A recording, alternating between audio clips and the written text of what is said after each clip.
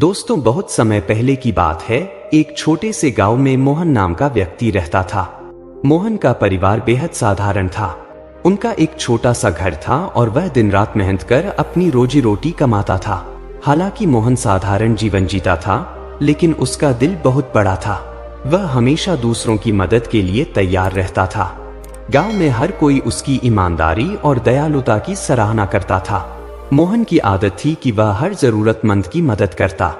खेत में काम करते समय अगर कोई भूखा कुत्ता आ जाता तो वह बिना सोचे समझे अपने टिफिन से उसे रोटी खिला देता। अगर कोई राहगीर भूखा होता तो उसे भी अपने हिस्से का खाना दे देता। उसकी पत्नी सुनीता उसकी इन आदतों से बहुत परेशान रहती थी। वह अक्सर उससे कहती, तुम्हारी इस दानवीरता के चक्कर में हमारा घर खाली होता जा रहा है। खुद के बारे में भी सोच लिया करो। लेकिन मोहन हमेशा मुस्कुराते हुए जवाब देता, सुनीता, भूखा पेट सबसे बड़ा दुश्मन होता है। अगर हम किसी की मदद कर सकते हैं तो क्यों न करें? ऊपर वाला सब देखता है। एक दिन की बात है। दोपहर का समय था और मोहन घर पर आराम कर रहा था। तभी दरवाजे पर एक बूढ़े साधु बाबा ने आवाज लगाई। उनकी आवाज धीमी थी, मानो बहुत थके और भूखे हों। सुनीता ने उनकी आवाज सुनी और खिड़की से झांक कर देखा। वह बड़बड़ाई, अब ये भी आ गए। लगता है फिर से रसोई खाली होने वाली है। लेकिन मोहन ने सुनीता की बात अनसुनी की और दरवाजे की ओर बढ़ गया। जब उसने दरवाजा खोला तो देखा कि साधु बाबा बहुत कमजोर और थके हुए थे। उनके कपड़े मैले थे और चेहरा पसीने से तर था। मोहन ने तुरंत उन्हें घर के आंगन में बुलाया और कहा, बाबा आप बैठिए, मैं अभी पानी लाता हूँ। मोहन अंदर गया और लोटे में पानी लेकर आया। उसने साधु बाबा को पानी दिया। बाबा ने पानी पीकर राहत की सांस ली। उनके चेहरे पर एक अजीब सा सुकून झलकने लगा।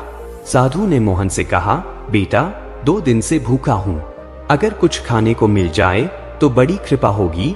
यह सुनकर मोहन तुरंत रसोई की ओर भागा। जब मोहन रसोई में पहुंचा तो उसने देखा कि वहां खाने के लिए कुछ भी नहीं था। केवल 2 रोटियां रखी थीं, जो मोहन के दोपहर के खाने के लिए थीं। मोहन ने बिना कुछ सोचे उन रोटियों को उठाया और साधु बाबा को देने के लिए चल पड़ा। तभी सुनीता ने उसे रोक लिया।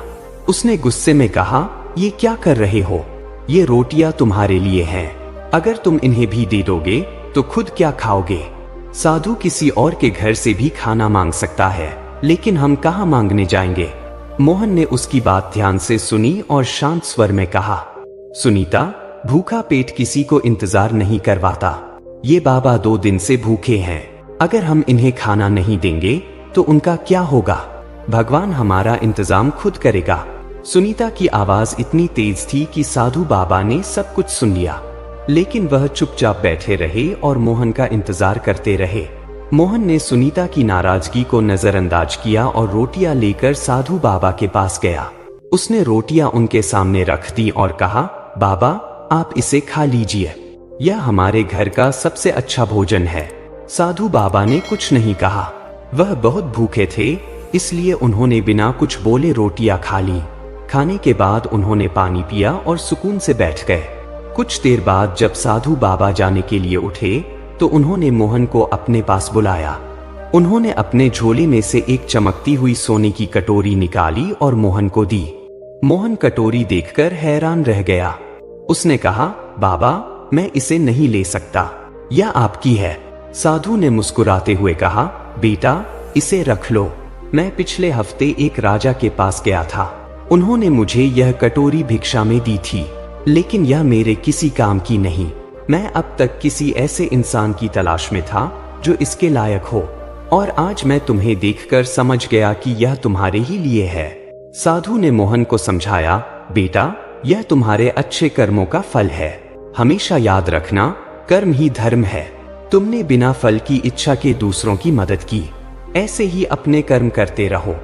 भगवान हर किसी को उसके कर्मों का फल जरूर देता है, लेकिन समय आने पर। तुम्हारी यह दयालुता और निस्वार्थ भाव से किया गया कार्य न केवल तुम्हें बल्कि तुम्हारे परिवार को भी सुख और संतोष देगा। इस कटोरी को अपने पास रखो और इसका सदुपयोग करो, लेकिन इसे पाकर अपने जीवन की अच्छाइयों को न छोड़ना। यह केवल तुम्हारे लिए एक प्रतीक है कि भगवान हमेशा अच्छे कर्मों की सराहना करते हैं। यह कहकर साधु बाबा वहां से चले गए। मोहन कटोरी को हाथ में लिए उन्हें जाते हुए देखता रहा। उसकी आंखों में खुशी के आंसू थे। उसने मन ही मन ठान लिया कि वह हमेशा दूसरों की मदद करेगा, चाहे हालात जैसे भी हों। दोस्तों, कर्म ही सच्चा धर्म है। बिना फल की इच्छा के अच्छे कर्म करने वाले व्यक्ति को भगवान किसी न किसी रूप में उसका फल जरूर देते हैं। हमें अपने कर्मों से कभी पीछे नहीं हटना चाहिए। दोस्तों, अगर आपको यह कहानी पसंद आई हो तो इसे लाइक और कमेंट जरूर करें। इसे ज्यादा से ज्यादा लोगों के साथ शेयर करें ताकि इस संदेश को हर किसी तक पहुंच